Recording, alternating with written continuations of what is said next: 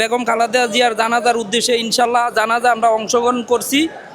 ওই দিনকা কিন্তু কবর জিয়ারত করতে পারি না, আজকে আবারও আসলাম এই কবর জিয়ারত করেন ইনশাল্লাহ। আলহামদুলিল্লাহ আজকে কবর জিয়ারত করছি, আমি খুব আনন্দিত, খুব গর্বিত যেহেতু বেগম খালেদা জান্নাত নসিব করুক।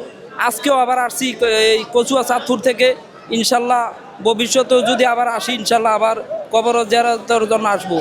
আইলাম তারে দেখতে আসলাম, তারে দেখার খুব ইচ্ছা ছিল, এই কারণে তার মাজার দেখতে আসলাম আর কি। না এমনি টিভিতে দেখছি, টিভিতে মোবাইলে দেখছি, কিন্তু বাস্তবে দেখি নাই। দেশের 18 কোটি মানুষকে কাঁদিয়ে সে পরপারে চলে গেছে। তবে আমি বাংলাদেশের একজন সাধারণ নাগরিক হিসাবে একটা কথাই বলবো, তিনি চলে গেছে ঠিকই, কিন্তু 18 কোটি মানুষের হৃদয়ে সে অবস্থান করতেছে। সে আপোষহীনভাবে যে লড়াই সংগ্রাম করে গিয়েছে, এ জায়গা থেকেই দেশের মানুষ আজ অনুপ্রাণিত হয়েছে এবং ভবিষ্যতে তার ন্যায় নিষ্ঠা, একাগ্রতা এবং দেশপ্রেম আমরা প্রতিটি মানুষ ধারণ করব, এটাই আমি আশা করি। তার মৃত্যুতে তার এই এত সমাধিতে বা তার জানাজায় এত উপস্থিত, এটাই প্রমাণ করে উনি একজন ভালো মহিষী নারী ছিলেন, সঠিক দেশনেত্রী ছিলেন। ওনার শাসন আমলে হিন্দু, মুসলমান, বৌদ্ধ, খ্রিস্টান কেউ কষ্ট পায় নাই, এই জন্য সবাই ওনাকে ভালোবাসে। উনি এই বাংলাদেশের মাটিকে ভালোবাসে।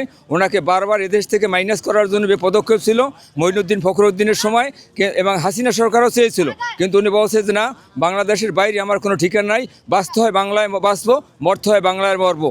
4 দিন আগে জানাজাতে এসেছিলাম, তো বিশেষ করে জানাজার পড়ার পর থেকে আর জিয়া উদ্যানের ভিতরে আমরা ঢুকতে পারি নাই, কারণ অনেক ভিড় ছিল, যে কারণে আমরা এটার ভিতরে ঢুকতে পারি নাই।